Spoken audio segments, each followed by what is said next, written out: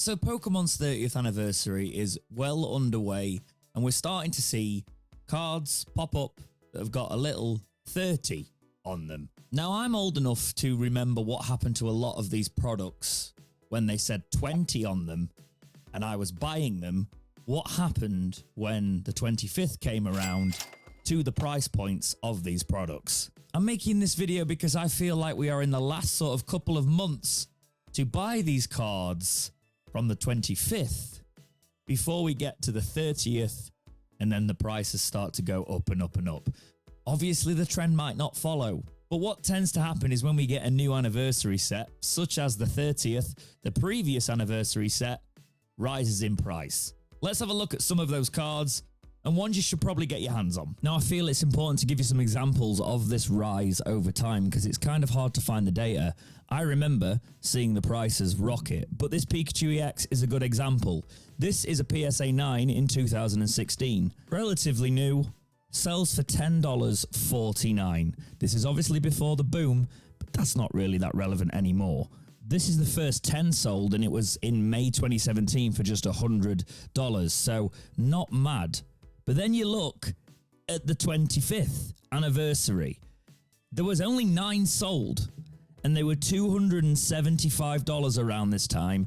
Nobody was selling their 10s at this time.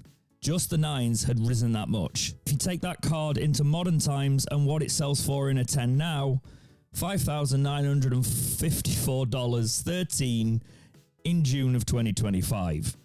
You can see where I'm going with this.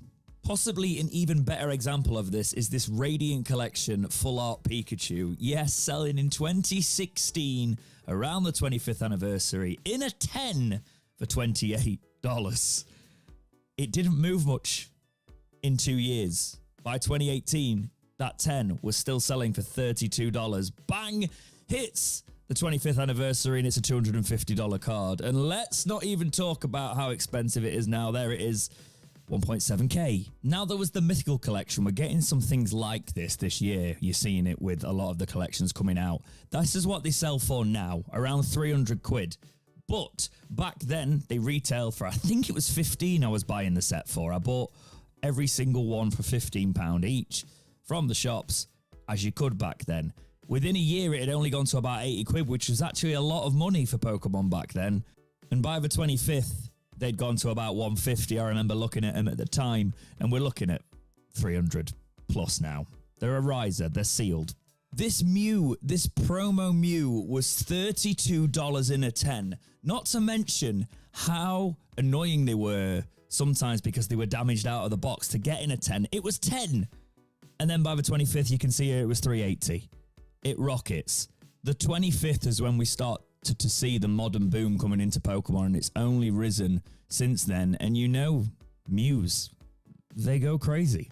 And now that one's $2,284 a promo from a 15, 20 quid box. Now let's get to the cards I don't think you should sleep on from the 25th. Umbreon, Gold Star, I've slept on it. It was available for 30. It went to 50. It's still only at 70 now. If you like this card and want it in your collection, get it before it gets bought out, before market manipulation happens. This was it in a 10 around the 25th anniversary. We will see this with the new 30th cards. Pokemon was booming around the 25th, so the PSA 10s, the early ones, you were looking at those high 2s, mid 300s, with the 9s at around that 130 mark. But look at that same card in a 10 come the next year. It dropped to $99 in a 10 in just June of 2022.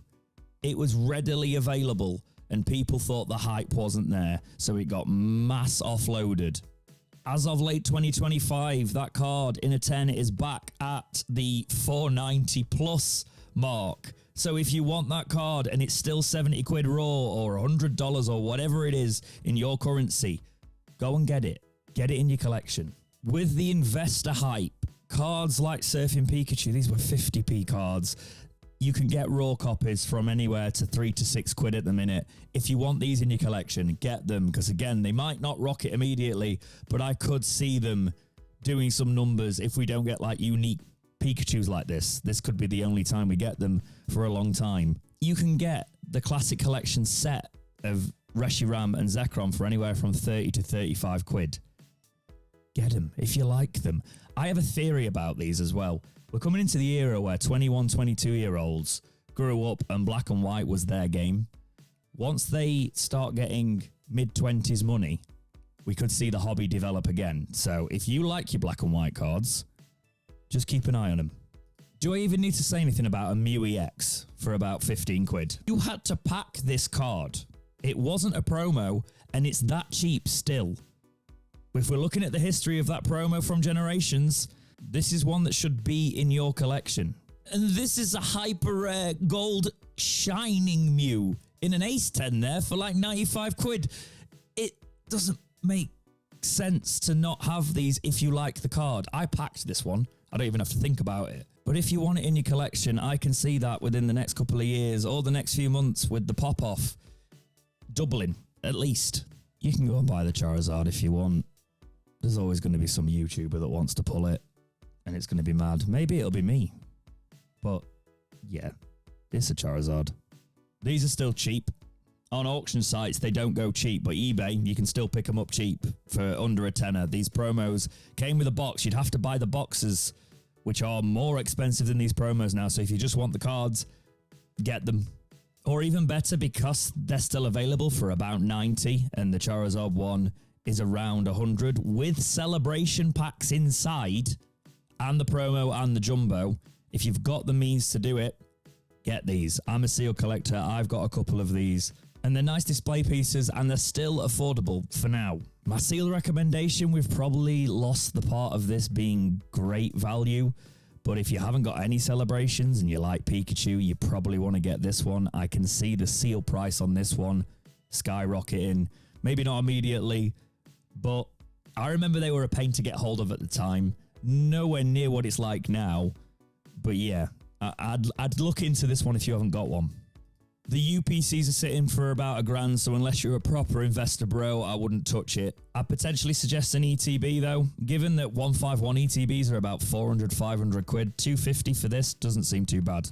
And can we just talk about the state of this for a second? This was quite common in celebrations. It's been bought out a lot though, to be graded, because it was a pound card, and now the raw price of it's about 5 or 6 quid. But the PSA 10 is £1,000. I don't know about this hobby sometimes anymore. But if you can pick some up, if you haven't got it might be worth having a couple in your binder. I've got 3. We'll see. And I'll wrap the product section up with the suggestion I think you should look at if you're sort of on that lower end budget. Look at the cards exclusive to celebrations, the remake cards, the cards that were made specifically for it, like this Mimikyu Delta species. This obviously didn't exist. They did a Hydreigon as well. There were some promos in there that they made using the retro style. Now, as a collector, that's the stuff I find cool. They are still affordable. I'd pick those up if you're on a lower end budget and you still like the look of the cards, because they're really cool. But yeah, I just wanted to make this video so whoever manages to see it, if you've seen some of those cards and you like the look of them, or you've ever thought about picking any of them up, there's some history to say that they might not be as cheap as they currently are for much longer. So grab them. I'm not a financial advisor, none of that. I'm just a guy who likes collecting shiny cardboard. And if you do too, make sure you drop a like on this video, subscribe to the channel, and we'll talk about everything Pokemon and more in the next video.